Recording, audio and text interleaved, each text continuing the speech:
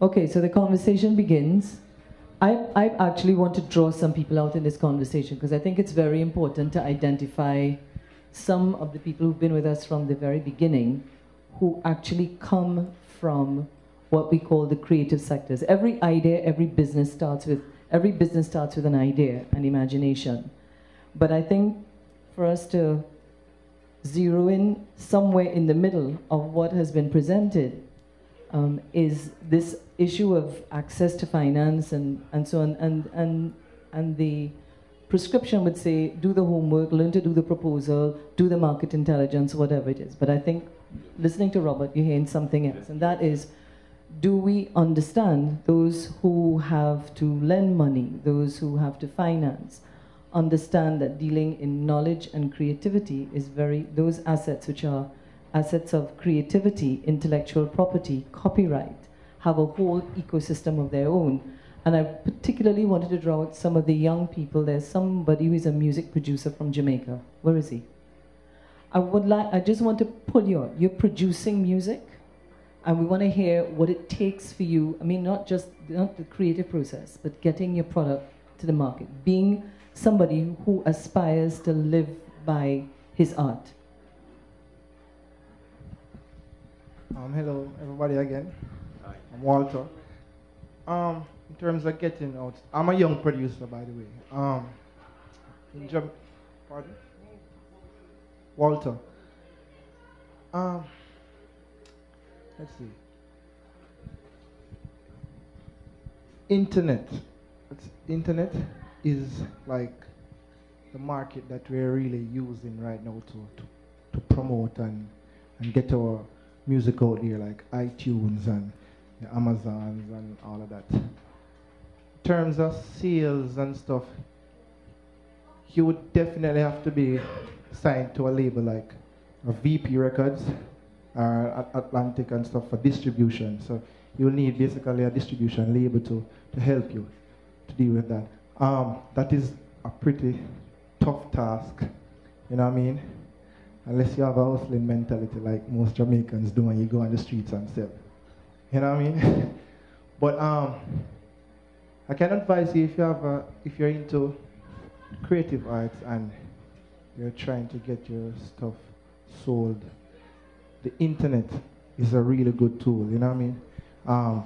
Get yourself started out with a credit card and stuff and check these sites out like Amazon and iTunes and stuff.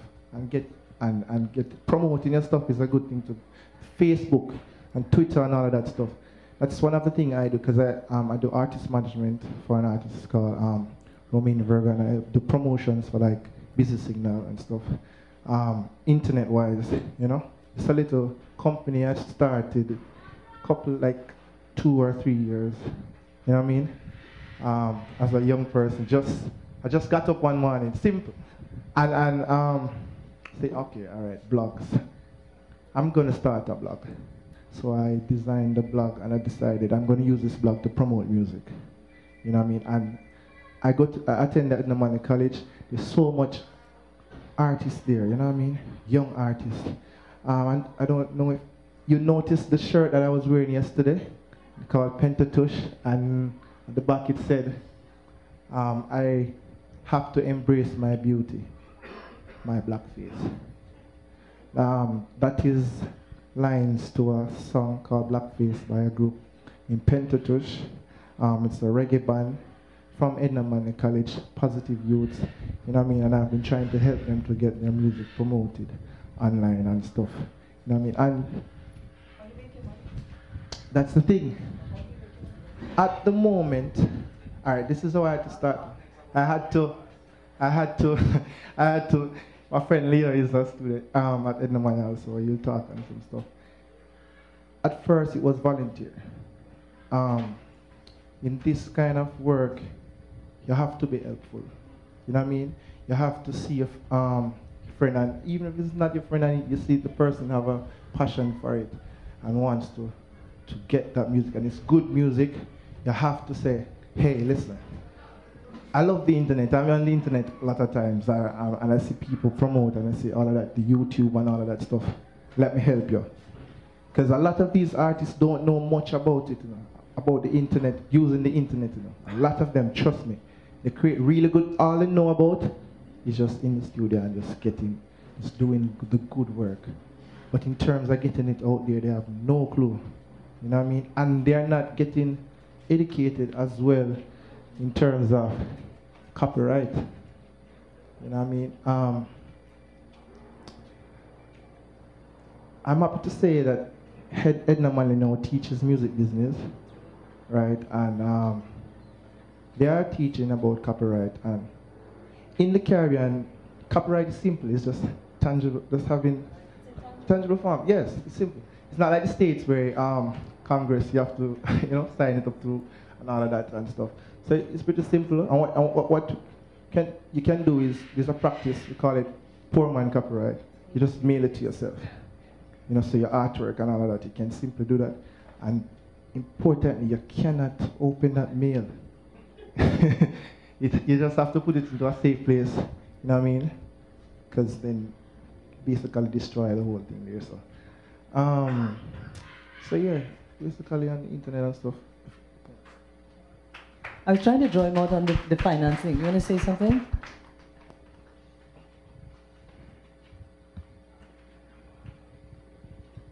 Good evening, everyone. I shall sit. My name is Leo Rule. I attend the same school as Walter, but I am a graphic design student, so I attend the School of Visual Art. I am in my final year, and when it comes to finance, I started Edna Malley College at a point in my life where you're not really dependent on parents to pay for a school fee or anything like that. And I decided that I did not want to take student loan. So how was I going to do that?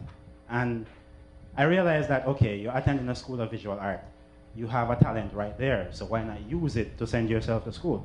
I am now in my final year, and I have found ways to survive that and through the art, through my art. And when you talk about marketing and financing and stuff like that, you really, in terms of the arts, you don't really have to have much in the beginning. All you need is a quality product. And in terms of the art, that means mastering your talent and putting that forward and getting people to see that. The way I started out, I do a lot of freelance graphic design work and illustration. And as Walter said, you start out by doing it for free at first. When I started out, I did caricatures and illustrators for some local artists. I don't know if any of you ever heard about the Nomads. Anybody? Well, the Nomads is a group that has gotten pretty popular in Jamaica right now because they've been sponsored by Puma and they've been kind of showcased all over the world right now. And I started out by doing a simple caricature for the group. And as a result of that, and I did it for free for them, as a result of that, that kind of garnered me a lot of business in terms of other artists who will come to you to do an album cover and stuff like that, or just simple little things, posters and all these things. So it's really to at first to try and put a quality product out there. So, because as a small entrepreneur, I believe that a good name and word of mouth is enough to get you a good start until you can get to a point where you can get money on your own to invest in your own business. Yeah, so in terms of the financing, that's what I think. I think at the beginning you don't really need a lot of money. You just need a quality product and a good idea.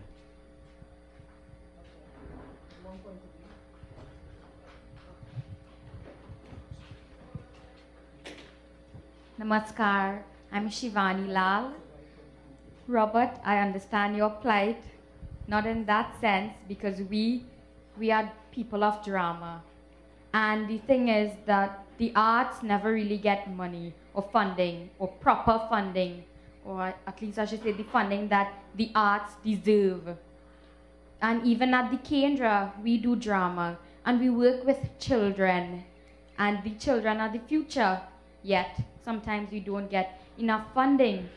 We had a performance recently, and we were working with children and we were producing a play, and we only had a little bit of money to work with. And why is it that the children are the future and yet people don't want to invest in them? Nobody wants to invest in the future. And we have a few people who do invest, but it's not enough. I mean, that amount of money can only take us that far. And in this society and this economy, money is almost probably everything. Without money, you can't go anywhere. You can't do anything. So how we go about getting funds is we showcase our talent. So to the people who do invest in us, we invite them in. We say, come, see what you are investing in. Look at what you are doing, how you are improving the country or this part of the region. You know, so we tell them, we invite them in, look at what you are investing in. And the people who are interested, they look and they see what's happening and they invest more. So as Leo was saying, you have a quality product and that brings in the funds. Thank you.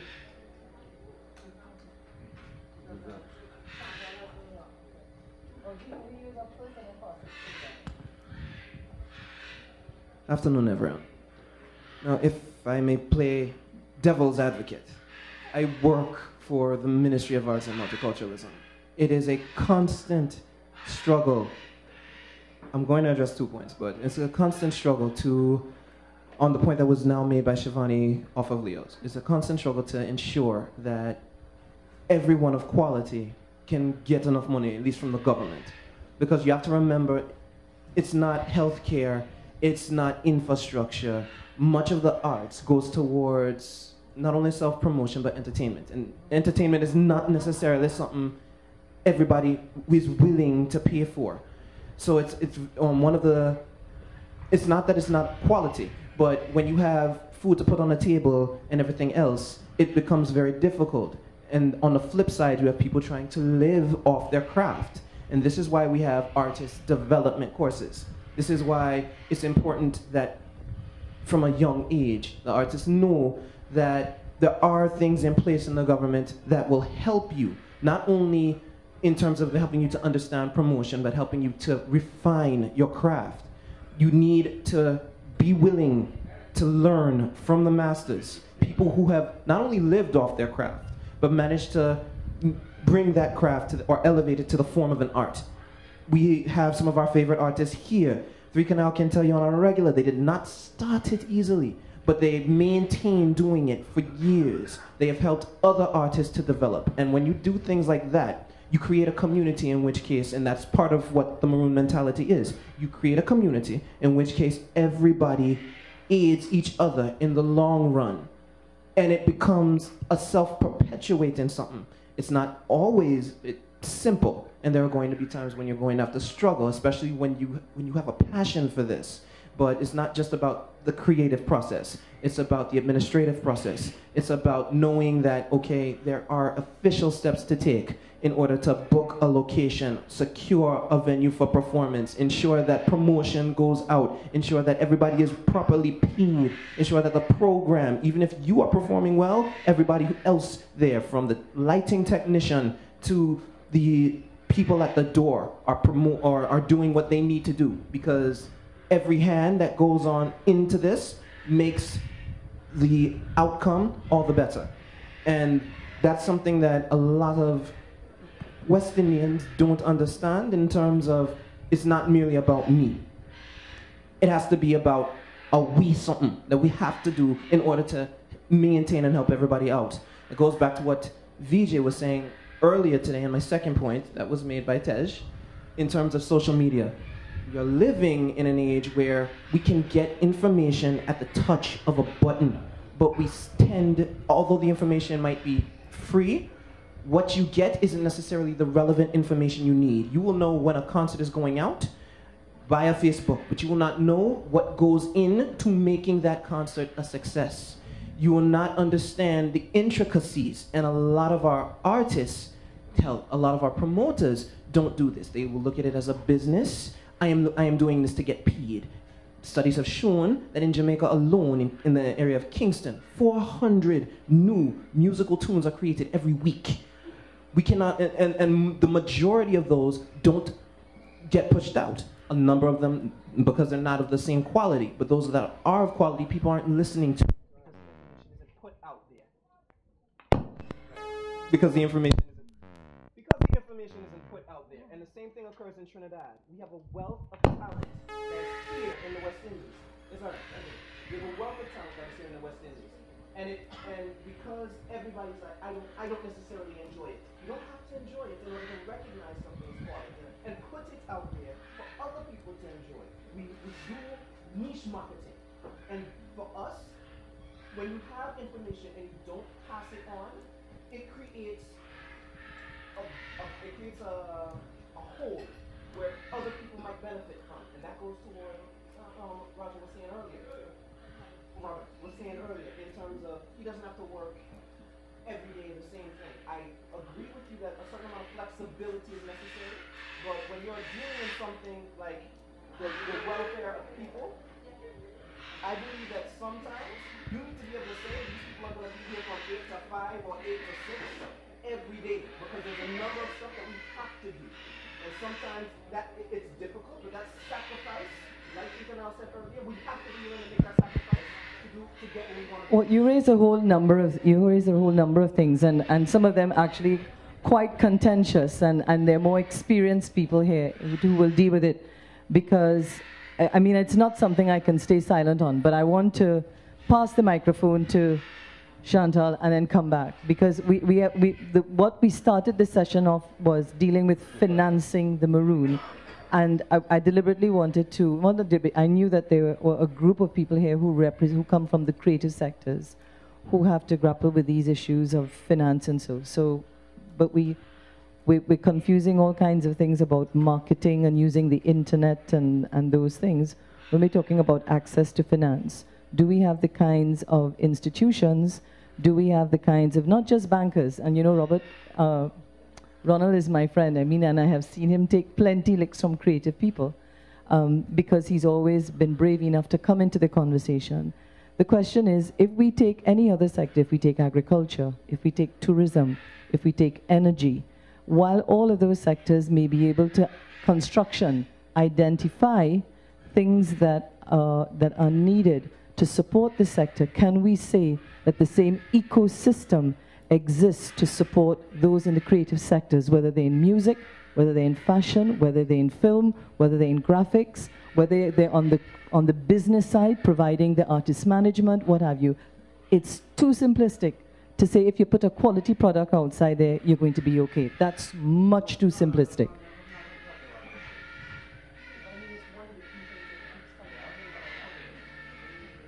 Hi, good afternoon, everyone. My name is Chantal Esdell. I am a pianist first. Feedback. Okay, so I'm a pianist first. I also play pan. I lead a jazz group, and I have produced an album. The first album that my group did, we recorded at Caribbean Song Basin through the manner that Richard suggested in his speech. Family, Friends, and Fools. The second album, which we recorded last year, was done a little bit differently. I endeavored to get a group of Cuban engineers to come and record my group and two other groups live at CLR James Auditorium. The reason why I brought other groups on is because I thought that if we pooled the money that we had together, we would then be able to pay for the service. It still didn't work out. I'm in a little bit of debt. I think that I have done work on my end to ensure that I am adequately equipped as a musician and professional. I mean, I've studied music since I was 5 and practiced from that time right through university level. And my group, we've been together, playing together for a long time. And I do believe that we have a quality program, a quality product. And through performances, we have been able to put our work out there.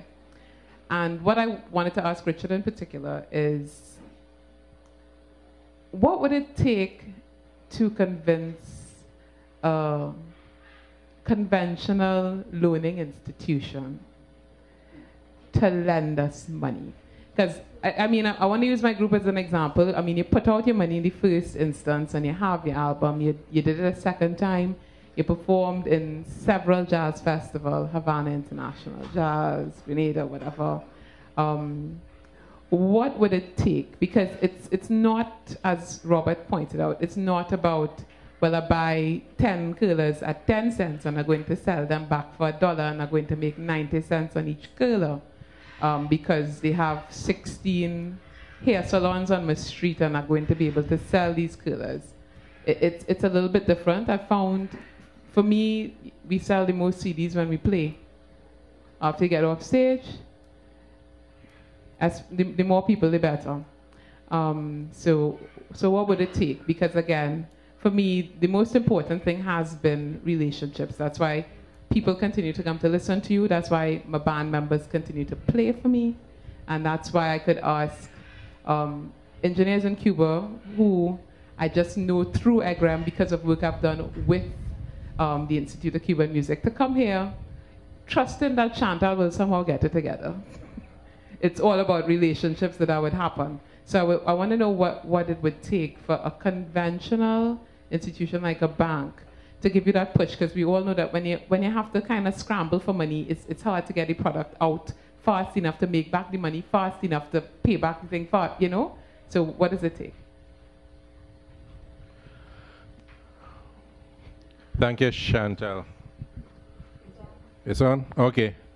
I think, as Josanne said a couple minutes ago, that the banks are set up to deliver products, or she intimated that are pretty defined and pretty limited. So they set up to deliver products to the distribution sector, to the... Yeah, there's an issue. I could tell you in the construction industry, as we moved up some notches, there weren't banks who were able to respond to some of the contract financing things that we were trying to do. Some years after, they were able to, but not at first. And certainly I think the sort of intellectual property area is an area that they don't understand, they don't know, and they don't have product tailored for the needs of the users. And you know, I could throw myself back some years ago to when Calder Hart first came to Trinidad. And he was an interesting person to work with at the time. And we were talking about the mortgage industry, which he is very knowledgeable about, and saying that, you know, the mortgage products here are tailored for people who have a monthly salary. But in different places, like, for example, the fishermen in Nova Scotia who only fish for a certain period and who only have a certain level of income in it, they have to have a different product to the kind of product that we have down here. So to come back to you, what will it take to get a bank to fund you? First of all, they do not have products tailored for the entertainment industry.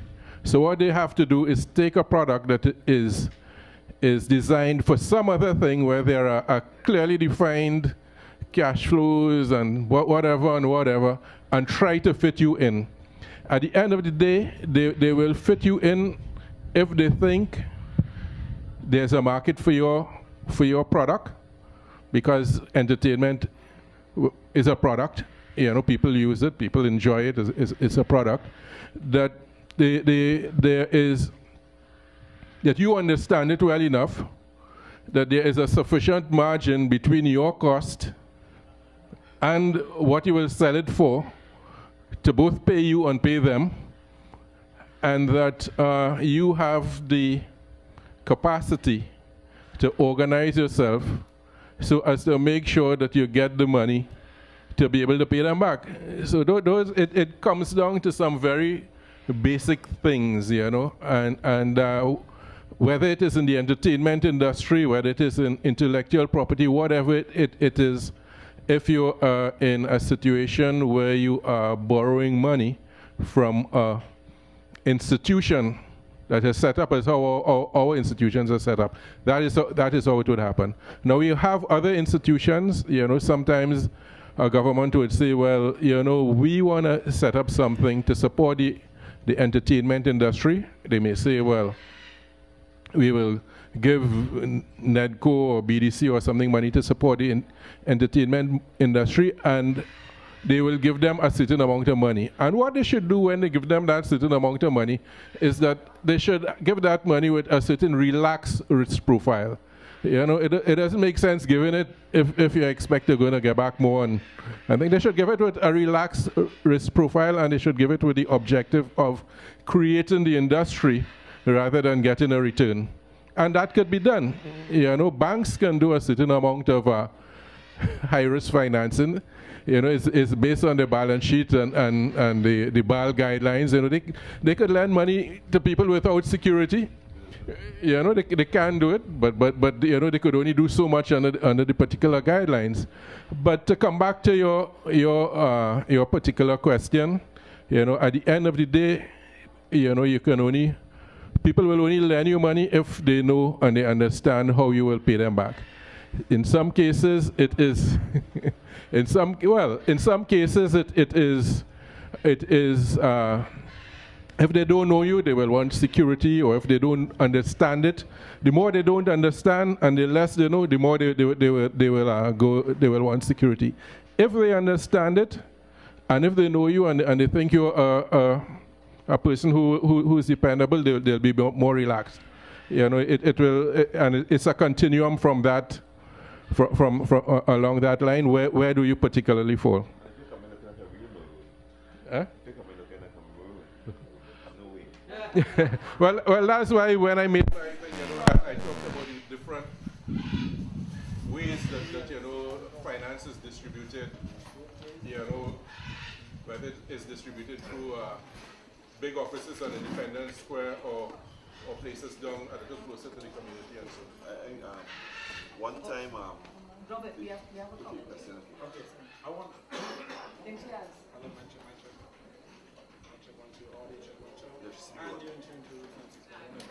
Just talk with us. Project from the diaphragm. Yeah. Okay. All right.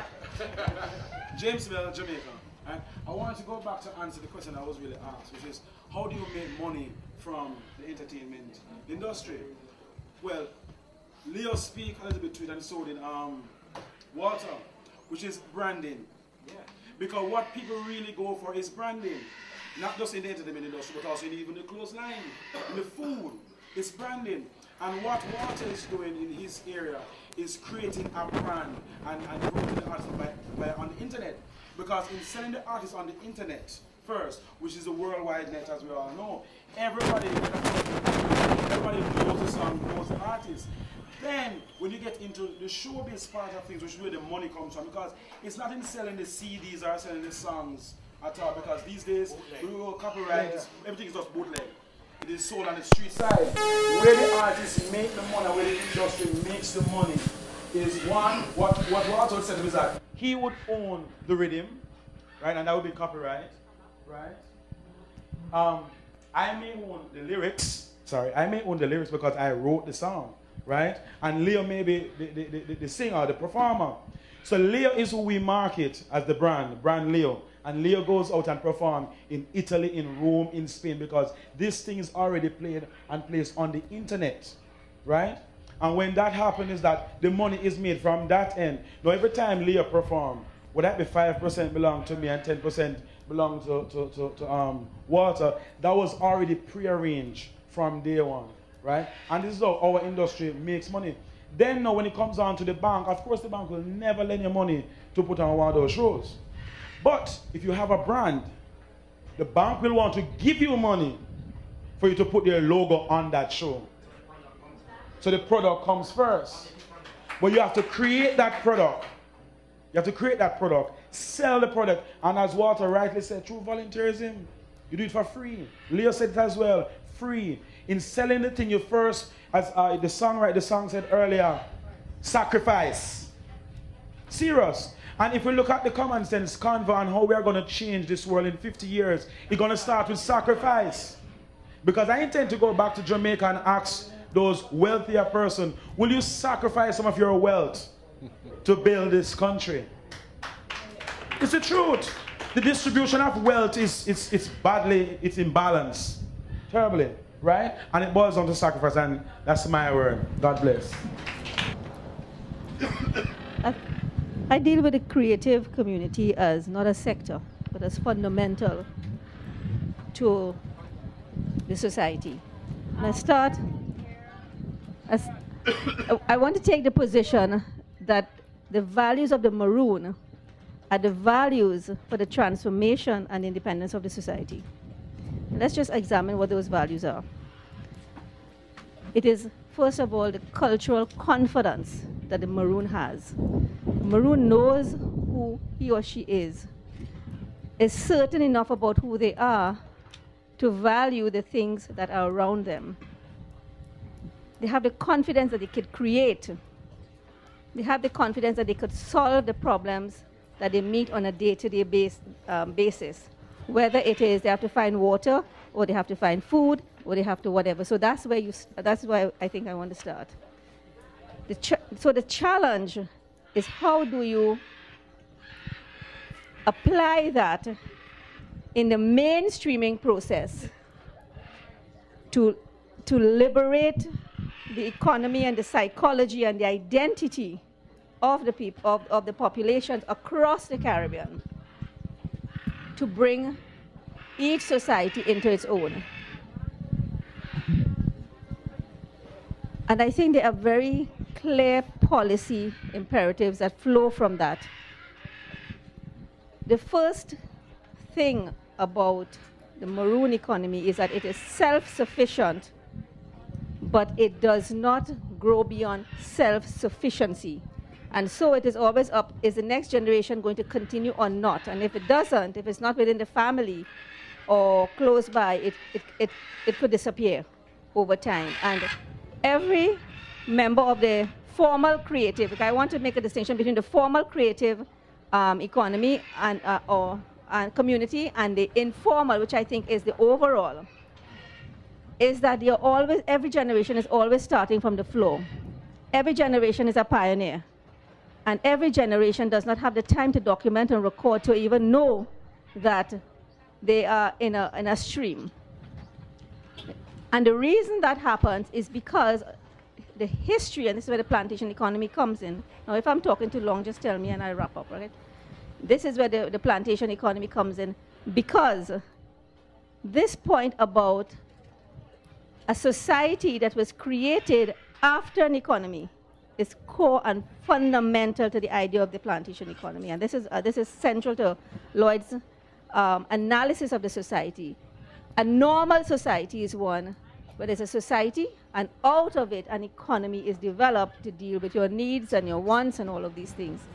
In the Caribbean, an economy was created first, the sugar economy. There's a place empty to all intents and purposes because they did not see the indigenous people. They put on some plantations and then some factories or processes and brought labor. And the society that was created out of that economy, and the society to this day bears all the characteristics of its history, including it was an economy invented for export. It was for export to that of which no value was retained here. That's the other interesting thing. You're not exporting, and you are an independent exporting country has a value to its products, and it sells it to somebody at a greater value to make a profit and reinvest. The owner of that commodity lived abroad, and your labor was essentially free. So the workers weren't the producers in that sense. And every time there was a problem, whether the land became infertile or there was a whatever, instead of innovation taking root to solve the problem, they simply expanded, brought in more workers, occupied more land, moved the plantation or whatever, so they avoided the challenge of innovation. And the marks of that history are what we bear today in our consumption patterns, in our values, in all of, and I don't need to go through all of that. So what are the specific interventions that can be made to transform? And I want to say that the first thing we have to recognize is the extent to which market size limits the development of any particular product or market that you want to come up. You come to the point where if you're a farmer, and that's why I don't want to separate because the creative thing includes the farmer, it includes the musician, it includes the seamstress and so on. You come up to the point where you don't have enough volume of sales to sustain and grow and expand. The Chinese can do that because it's selling to the world. And also their labor costs, they keep it real low because their political system does not reward workers. And so we have to look at the role of the state, which is the single largest buyer of services. And we have to focus on that. And that is where the things like my proposal for example, the use of CNMG as a distribution platform for content, and for asking, and for a policy that says, a government policy that says, advertising revenue will only be put in local produced things, deals with the question of quota. Because immediately you're saying that this is where I will put ads, immediately you're going to get 100%. You don't go in for 30%. Because no TV station in this day and age, they're all fighting for government revenue. Because the private companies are not advertising as much. The single largest. Similarly, with the food thing, this is where Lloyd's proposal for the school feeding program, because the school feeding program offers guaranteed market. Every single day, you have thousands of children who want breakfast and who want lunch, and around those meals, you have all the things that come, which is the design of the boxes and the napkins and the forks and the distribution personnel and the kitchens and so on. So you can sustain an ongoing economy that allows farmers to say, okay, I am going to produce, because the thing that's killing farmers is that they don't have a market. They depend on if it's going to buy today, they have no storage, they can't afford to get off the ground. So we have to look at the markets. We have to look at where we can influence policy and government expenditure, because we have to get past being on the floor all the time. I am very supportive of funding and grants to it only to the degree that it helps you to afford a nursery. But ultimately, the independence of the producer relies on sustainability and independence and the ability to go. You cannot, in this day and age, you cannot build a future on funding. So I want to put that there for the time being. Thank you very much, Suniti. And pointing us to the power of the state as a major buyer and a major consumer, and that role as being the source from which create the demand that small producers and so on could supply. Whoa. Test. All right. Okay, so further contributions. Yeah, Richard, somebody? Where's he? Oh, sorry.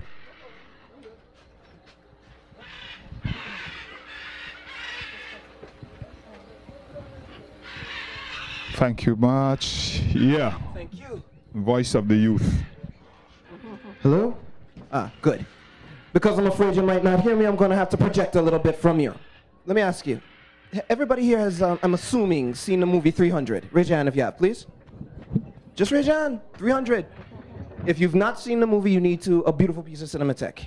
Basic story, the Battle of Thermopylae. 300 soldiers managed to hold off for 3 days the largest army in the world because they used strategy. And the core of their foundational strategy was a phalanx in which every man depended upon his brother to have his back in a tight uniform cluster that allowed nothing to come in and nothing to come out except what they wanted. I use this analogy to speak towards an ideal that we need to have as a region. One, separately, we have a pool of wonderful ideas and great talents.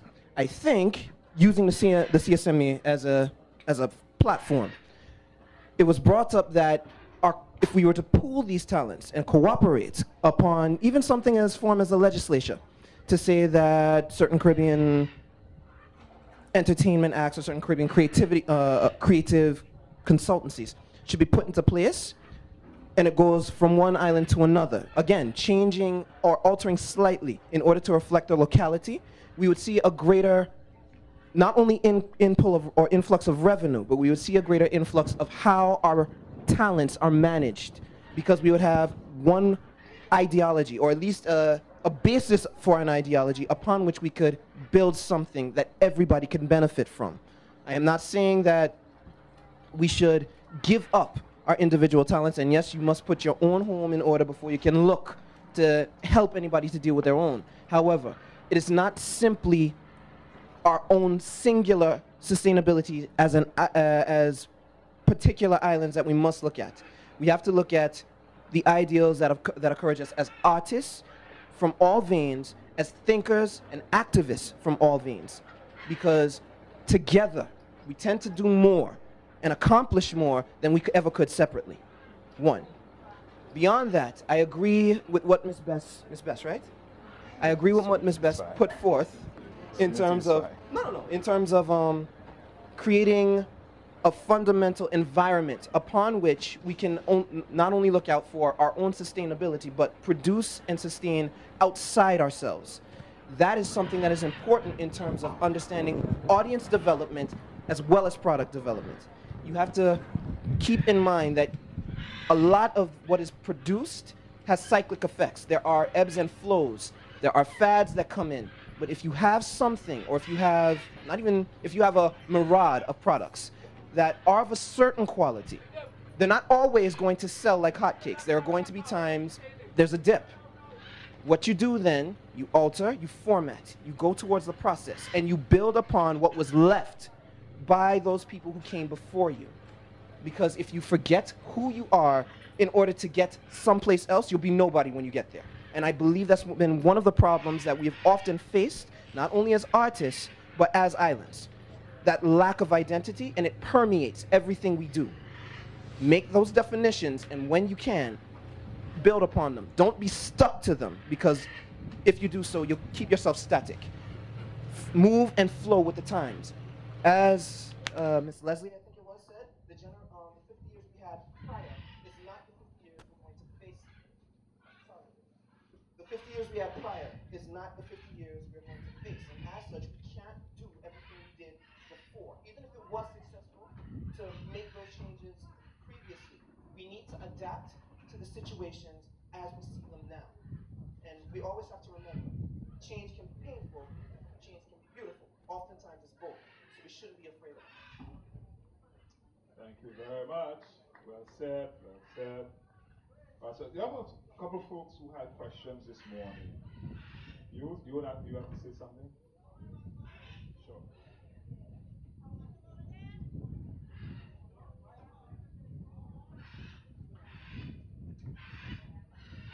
Rubadiri, you're being summoned.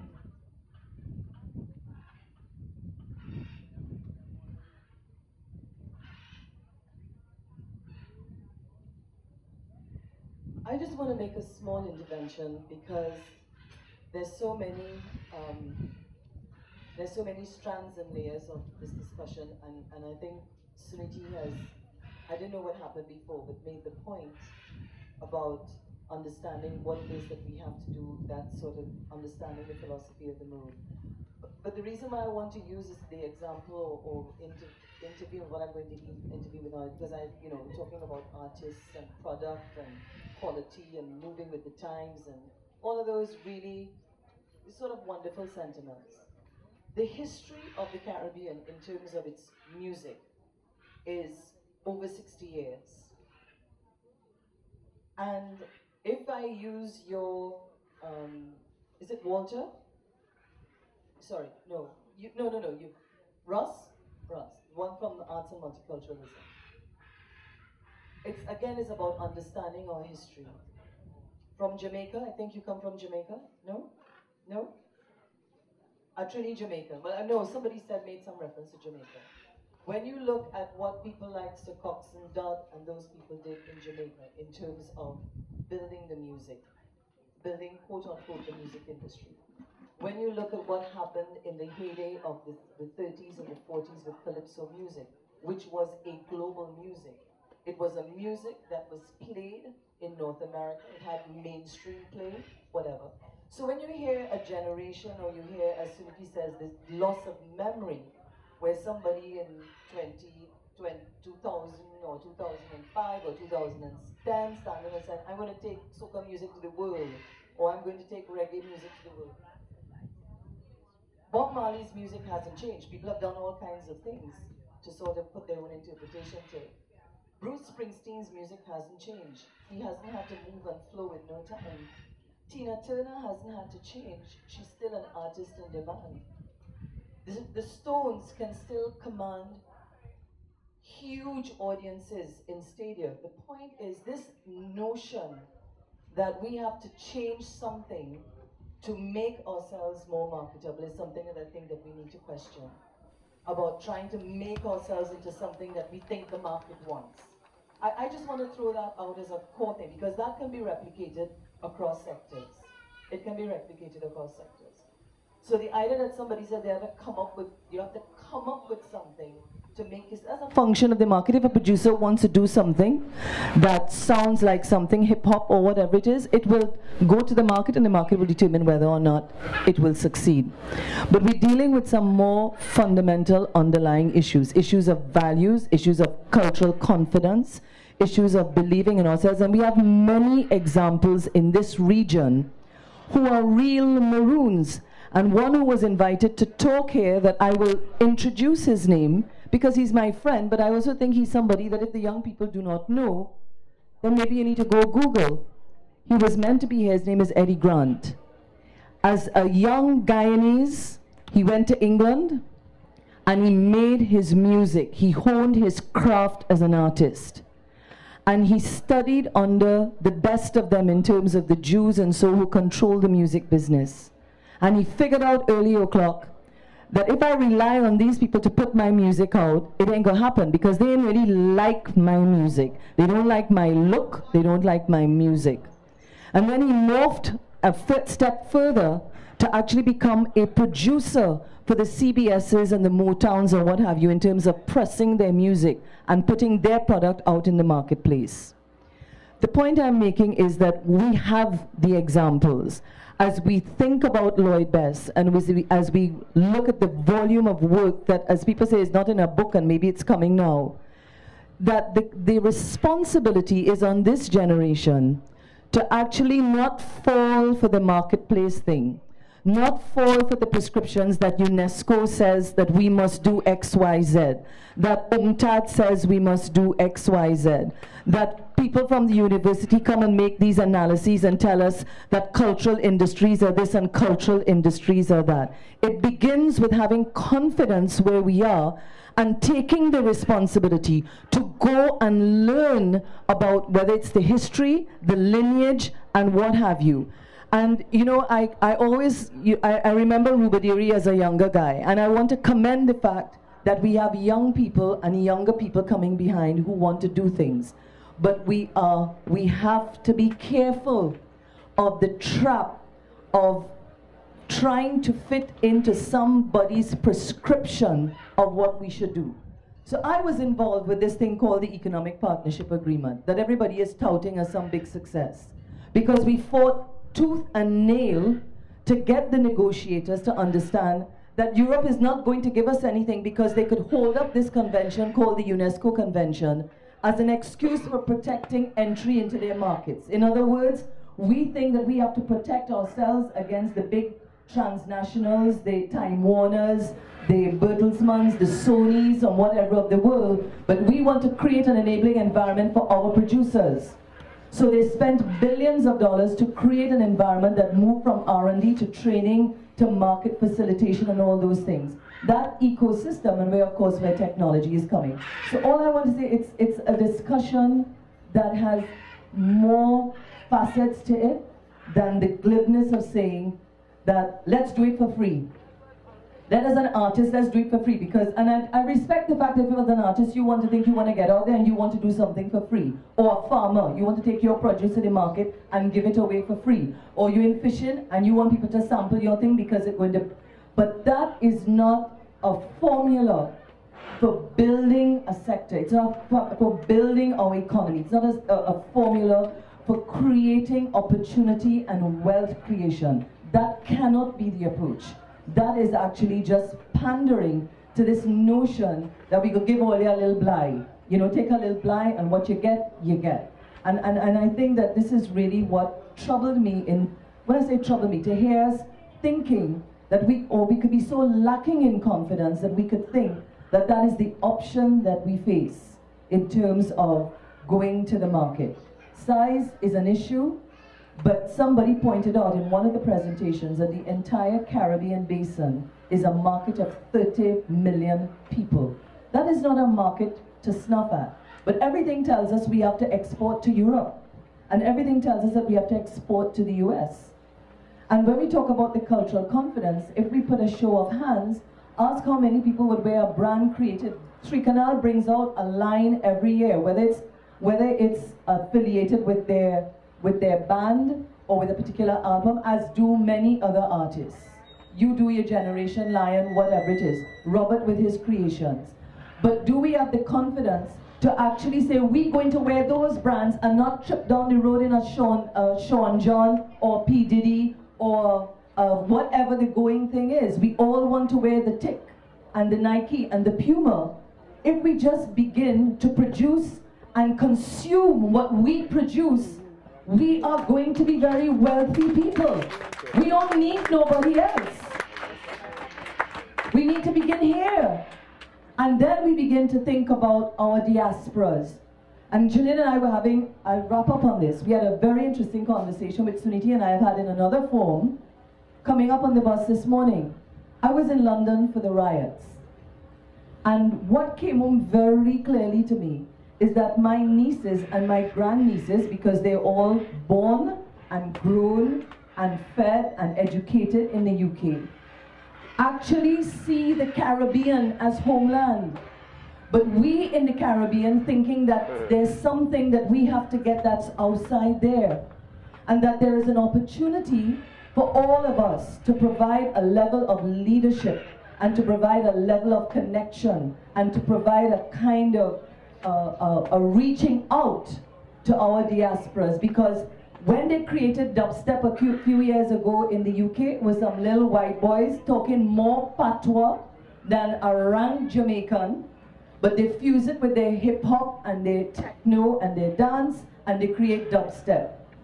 We're still thinking that, you know, we have to wait on other people to validate us. And that's my message to our young brothers and sisters. It's not about, you want to go volunteer, go volunteer. We have to have the confidence to believe that we create, we consume what we create, and we go out there bold, and say this is what we have to offer to the world. It's more, I mean, we could talk about all those other issues of the how, and the distribution, and the production, and artist groups, and legislation. All of those things become it is the fundamental core issue of cultural confidence, and it begins with us. And you now have the baton for the next 50 years. Thank you, Josanne. I just want to add to I thought so. Our name called up plenty times today, and I'm very flattered by the fact that we're being recognized as people who are doing something and have a model and all that. But we just do. We just do so we don't go mad and start killing people. We do because we don't have a choice. Because we come from a place where if you spit outside, something will grow. It just fecund culturally. The expression, the opportunity to express yourself is there. But what is seriously lacking is that belief. That we have a right to do it, and just do it for ourselves in the first place. Because if all of us started consuming what we produce, it would be viable. But we have a dilemma where, in terms of music airplay in Trinidad Tobago, at the end of the year, all the artists in Trinidad Tobago fighting up for 10% of the revenues generated from airplay. And that is a perennial problem. It is start now. We're making music 15 years. We started off by admiring Kitchener and Lord Shorty and all these great masters. We're not nowhere near them. And all of them begging for a handout. So we know what we're up against. We know what it have in store for we. Nothing, salt, and you like it. If you believe that. But you see, like Gupti, we believe if you see something and you want it, go for it. We have each other. We support each other. We encourage each other. And the purpose of this Maroon mainstreaming exercise, I'm glad I find out. I'm a Maroon, right? But I'm not operating in the hills, operating in the city, and operating in the world. And I'm not apologizing for it. And when I represent as who I am, wherever I am. And that's what makes me distinct and unique, and that's where the value is. If we could see that have a value. And I only learned that it had a value after going outside. I always say when I get to be in charge, you have a ministry of where you want to go when you turn 18 and you're bound to come back and contribute. Because everybody wants to run away. everybody wants to escape. I've been working with young people for the past 20 years, teaching, learning. I learn more than I teach at the time, right? And you see them come in and their eyes are bright and they're full of dreams. But as soon as they hit their teens, they start to get sullen, they start to get sour, they start to get antsy. They want to go away. Their dreams cannot be realized here, so they believe. That is a serious indictment 50 years later. And I've dedicated my life to fixing that in whatever way I can. But the main way to do it is to just do and believe and add up and connect. And that's why we add up with Robert. He doing this thing 25 years now. It have nobody just make things like that anywhere in the world. And when we wait, people always come and find out where you get that. Iowa George, where do you get that? Trinidad, because it didn't come from a brand store with a Rockaway and a this and a that and the other. I work with Minshell.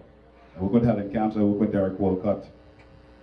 Minshell told me about self-contempt. I didn't understand, but it keeps coming up every single time. Contempt of self.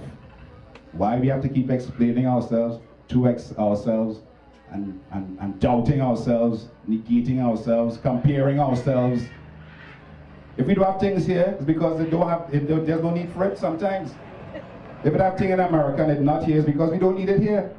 Because we have things that they don't have. Can we see that? Can we appreciate that? Can we appreciate that our expression is our expression and people love it? No matter where we go in the world, talk now, I want to hear you talk. Not in a papi show kind of way, because you can tell if it's a papi show or not. They make you out, you have something. So why is it that we keep running away from that and trying to find out the answer and keep comparing ourselves and finding ourselves wanting? As a person making music, I can't get greater than Kitchener. But I hope I don't end up like Kitchener. You understand? That's it. Last much right now. Yeah, let's continue. Some folks on this side. Yeah. Let's take some folks on this side. I'll go back to you, Robert. And I suspect you have some questions to answer from this morning too. So don't disappear. I just wanted to actually recognize Free Canal and the other folks, Maroons or otherwise, who have actually stayed in this space. Because when I referenced Steve Jobs earlier, every era is associated with certain symbols. Because symbols have a way of inspiring, they help people to interpret what is possible. And people make rational choices. We were talking about this earlier. If you are a cultural producer of one sort or another, of a younger generation, and you grew up in a family where you see your parents sucking soil, it's not a rational choice to choose that as a way of creating a livelihood. And so the fact that you have in a society reference points, whether or not these folks see themselves in that way, it means that people can identify with them as a reason not necessarily to escape. So that there is an alternative beyond escaping. And what is more important, because this is where this 50 years is different from the last 50 years, they have not only stayed, but they understand that the size of Trinidad is no longer 1.5 million people. They understand, no, the globe. When you put up your cultural content, there are no geographic boundaries.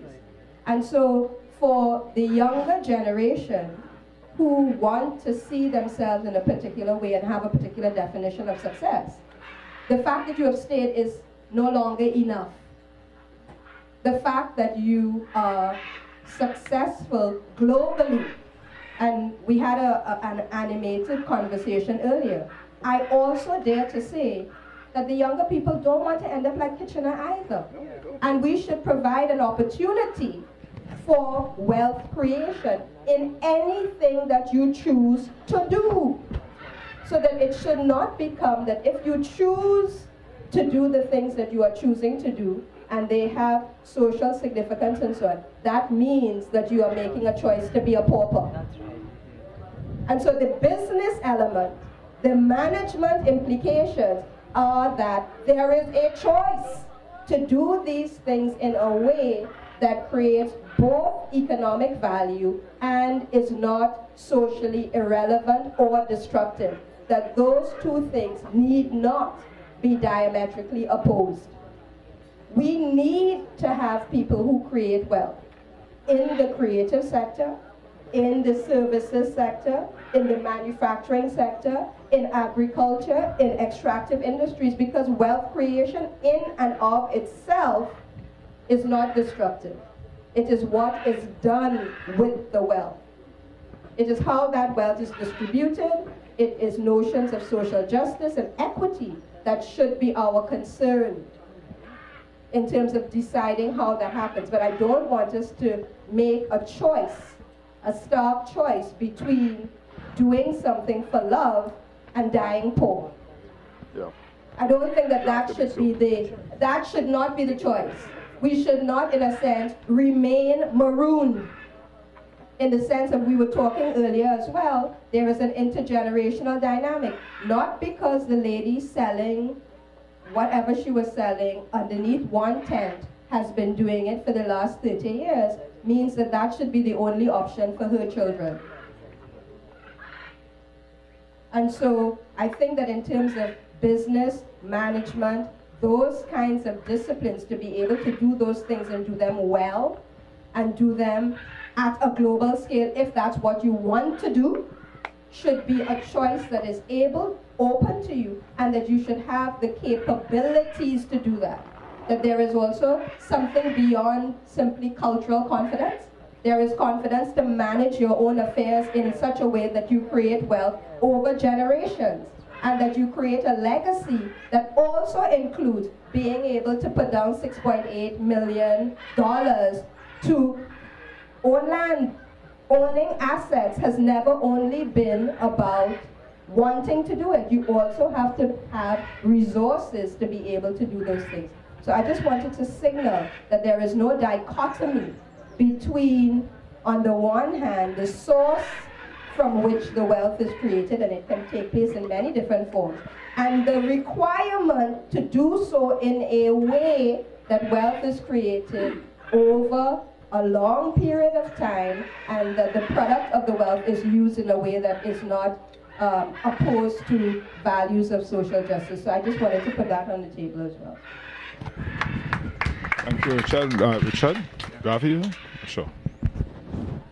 Thanks very much. What Vivian and Suniti said, of course, I don't think anybody would argue with it. I've worked in change for a long time. And the thing, I think we could, there are the prescriptions. I think we could think out the solutions to the problems that we're facing. So the big challenge I see on a day-to-day basis is the culture of unresponsibility that we have, which is pretty well defined by Lloyd. And how do we get people who are sitting down in state offices to do what they're supposed to do? How do we get people who are managers in firms and in banks to do what they're supposed to do? Because if people do what they're supposed to do, in a lot of instances, we will have a lot of change and we will have a lot of development. And from on my work on the ground, that is where I see quite a bit of a challenge.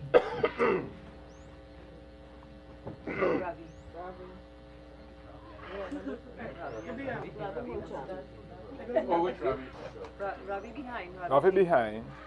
Then I want to go to Robert, and then I come back to Robert. Jai Shri Ram. Namaskar, I want to bring thank you very much. And let me first thank Sunti Didi for allowing 4 children from my organization to come here without cost. It was a great experience for them. And they are probably at the center of what I've talked about. And bring your attention to, it's really great to see these big artists who come and sit down, the people, the Maroons right in the backyard. Actually, you fill my heart.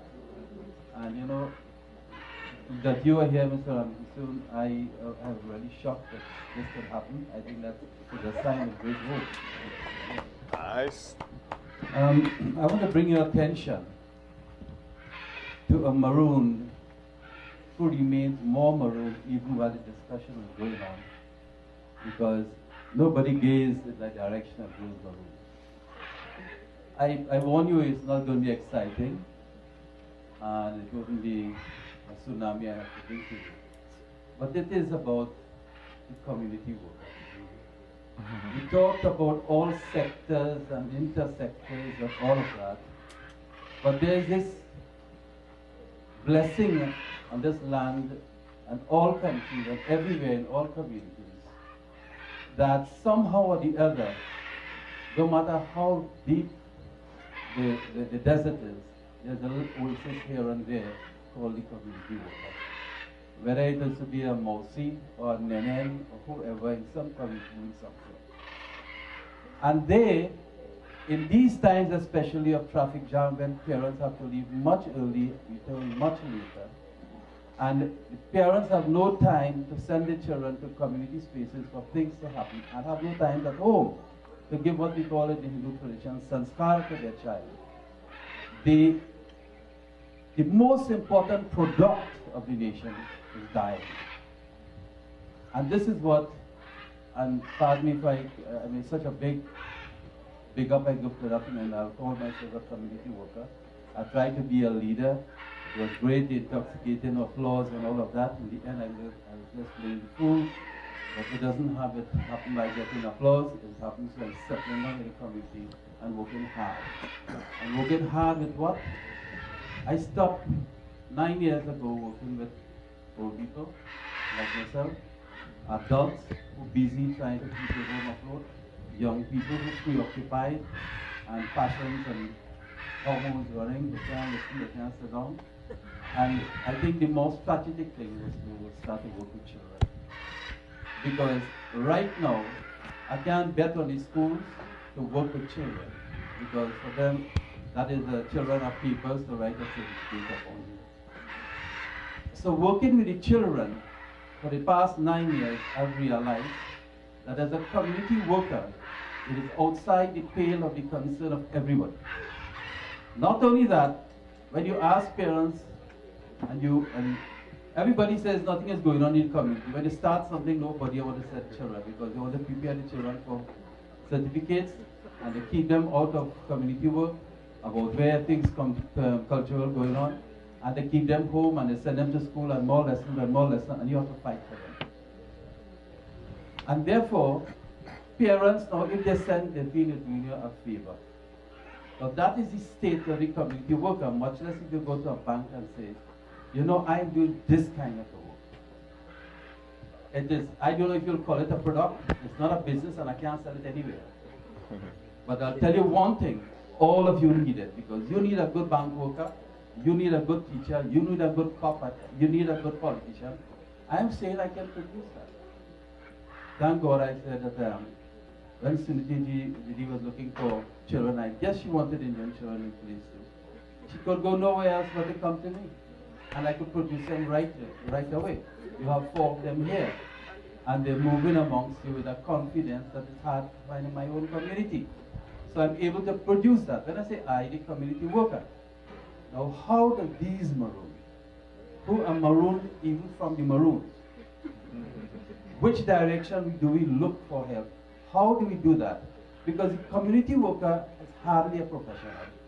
Because by the time you turn professional, you're talking about a professional who wants pay. You want a salary. You start to, and this community is a passion. It's a commitment, like when Wendell said, I dedicate my life to fix it. That is a mantra. What he said there. These community workers does that. What place in your mind, you bright people, in your contemplation and meditation and formulation, a fantastic brain like hers, every time she spoke, I would go and say, lady, I just appreciate what you say. It's so clarifying so much for me. What place do they have in this convoy? What place do people have in your mind, in your hope? What can you offer to these people? As we make space in a kind of Bestian limbo where there's no space for the community worker. Important point. You gonna respond to that? Yeah, please. Yeah, I should say something about the community worker and the convoy, since you raised that. And The reason we are in Manzanilla and we were in Point 14 and Brechin Castle and so on is that we're trying to find a model. This is a pilot. We're experimenting. We just know what is not working. What is not working is the conference, is the academic dissertation, and so on. And there are attempts inside the structure to try to change that. These individuals who were on the periphery in their little booths and so on were actually part of a partnership between the Lloyd Best Institute, the agencies and the community organizations such as the Manatee Conservation Foundation, the Sugar Museum and Heritage, the Point 14 Chamber, and so on. And so that was a partner with an organization. And in each case, the organization was located in the community, and the community was the third partner. And the community, out of that, was to be drawn the representatives, whoever they chose and however they chose. But this is a pilot in the sense that the habits of the culture are what we are working with. And so in having individuals there's a point I asked if they could not come and join the convoy. It is to unlearn a whole history of participation and relationship with discussion and with so-called academics. We have to unlearn that culture for them to feel comfortable to come and sit here, because that was the aim of this. But we all have to have patience. But what is important was the design of the structure, which was interest, institution, community, and the country. So it's there. It's a blueprint in the process of. Let me clarify. That I understand. When you're starting something, it takes 10 years to reach that point. But what bothered me is during the discourse and the identification of several sectors that will contribute for the uplift of the Maroon. It was not even identified. While the organizers did contemplate about the participation and placement of the conference, the convoy in communities, that's one thing. But that the contemplation will actually call to the table the idea, the function, the role, and how and contemplate how should they function successfully, like the performers, for example, like the entrepreneurs, discussions like that of that nature to give guidance about their function and within the family of the Maroons to uplift themselves and the Maroon. That was discussed, but there was no discussion, no idea thrown, no seeds thrown in the context of the community worker who remains there working with the community. And naturally, you can't look to any bank and so on for help. And I had to push it in a place where finance is the issue because there's no space. I wasn't seeing a space. Because I didn't speak all the time, I was looking for the correct time to speak. Because you had to contemplate about this thing without finance. It seems so. So I was just asking for that. Thanks much, Ravi. That is the process. The Okay. discussion